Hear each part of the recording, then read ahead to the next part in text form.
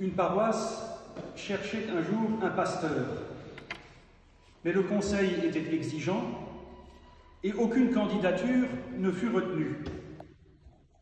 Lassé par cette situation, un conseiller a fini par lire une lettre venant d'un candidat potentiel.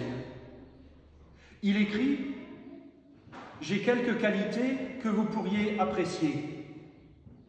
J'ai reçu la grâce de pouvoir prêcher avec puissance et conviction, et j'ai obtenu quelques résultats avec ce que j'ai écrit. Certains disent que je sais bien organiser.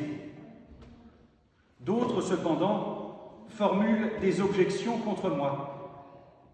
J'ai déjà les 50 ans passés, je n'ai servi nulle part plus de 3 ans de suite, j'ai dû quitter quelques-unes de ces paroisses après y avoir amené la mésentente.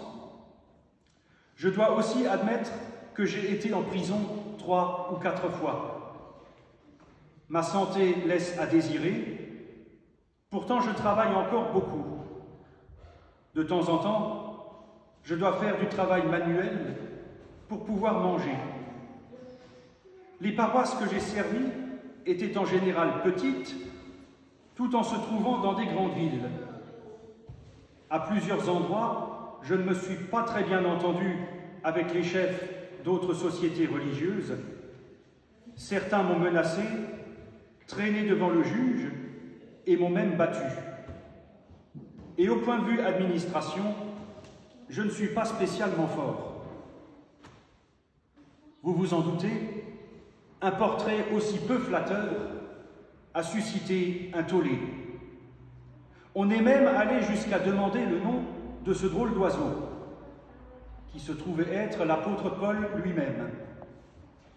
Cet apôtre Paul, dont nous avons entendu un extrait de l'Épître aux Romains, Paul qui nous sert un de ses discours alambiqués dont il raffole, et pour lequel il faut beaucoup d'esprit pour ne pas passer à côté, comme il faut beaucoup d'esprit pour ne pas passer à côté de sa candidature. En ce jour de Pentecôte, nous méditons donc sur le don du Saint-Esprit, sur la naissance de l'Église et le fait que nous sommes envoyés pour annoncer et témoigner d'une bonne nouvelle. Une bonne nouvelle qui ne consiste pas à seriner aux gens qu'ils iront en enfer s'ils ne sont pas sages. Ce serait aussi se méprendre sur le discours de Paul et éteindre l'esprit qui est censé souffler en ce jour de Pentecôte. Paul fait cette opposition entre chair et esprit, mais pas pour nous faire la morale. Lorsque Paul oppose la chair à l'esprit, il désigne 2 manières de vivre. La question que pose Paul est celle, au fond, de savoir qui dirige nos vies, quelles sont nos priorités, nos valeurs et les modèles que nous suivons. Lorsqu'il parle de vivre selon la chair, Paul fait référence à ce qui n'a pas d'avenir. Lorsqu'il parle de vivre selon l'esprit, il parle au contraire des possibilités que nous avons de laisser nos vies être renouvelées. En grec, le mot « esprit » veut d'abord dire « vent » ou « souffle ». En parlant de vivre dans l'esprit, Paul dit la possibilité que la foi nous donne d'aérer nos vies. Et c'est bien ce à quoi nous sommes appelés. Laisser souffler l'esprit pour débarrasser nos existences de tant de ces carcans qui les étouffent. Et pour ce faire, Paul renvoie au Christ. Il n'y a plus de condamnation pour ceux qui sont en Jésus-Christ. Lorsque l'apôtre écrit ces mots, il veut d'abord souligner l'action du Christ pour nous.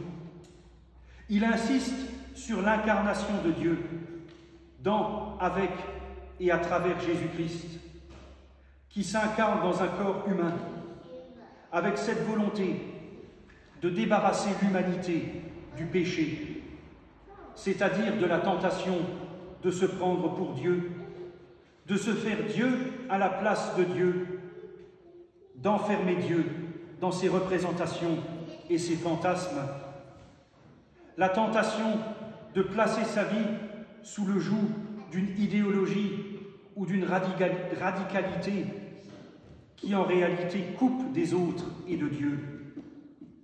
Et cette libération passe par la croix.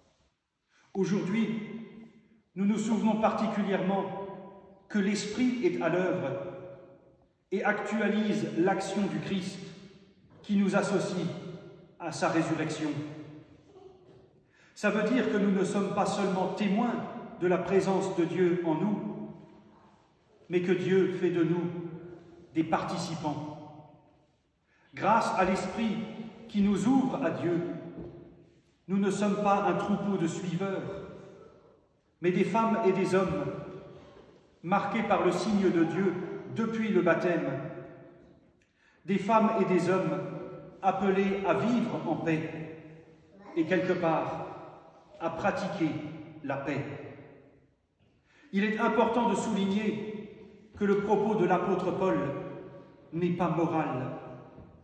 Il ne s'agit pas pour lui, pas seulement ou pas d'abord, de définir un comportement extérieur qui plairait à Dieu. Paul se situe à un niveau beaucoup plus profond. Ce qui est en jeu pour lui, c'est de montrer que la foi, comprise comme lien au Christ, représente un chemin de libération vis-à-vis de tous les carcans sociaux, idéologiques ou autres, assimilés à la loi et qui nous pourrissent la vie. C'est ici qu'intervient l'Esprit. L'Esprit représente la manière d'être de Dieu qui agit en nous. Dans, avec et à travers l'Esprit, Dieu nous invite à une démarche de sanctification. Le réformateur Jean Calvin écrivait « Le Saint-Esprit est comme un lien par lequel le Fils de Dieu nous unit à soi avec efficace. Jésus-Christ est venu rempli du Saint-Esprit d'une façon spéciale, à savoir pour nous recueillir en l'espérance de l'héritage éternel. Le Saint-Esprit, uni ainsi à Dieu, nous fait participer à sa sainteté. À travers lui, Dieu agit dans nos vies pour les transformer et les conduire sur un chemin de liberté. Dieu a un projet pour nous et il nous appelle à y participer. Un projet de liberté, de renouveau, un projet pour nous libérer de ce que Paul appelle la chair et la loi, c'est-à-dire de tout ce qui nous empêche de vivre. Cette dynamique, induite par le baptême, nous appelle à vivre chaque jour comme un commencement, comme un cadeau, comme une occasion de renaître. Par-delà le ton aride du texte, l'apôtre Paul nous appelle à laisser le Saint-Esprit aérer nos vies, à faire de la foi un chemin de liberté et de renouveau, à faire de la foi ce qui nous permet de tenir debout en ces temps d'incertitude, en nous faisant discerner l'essentiel. Amen.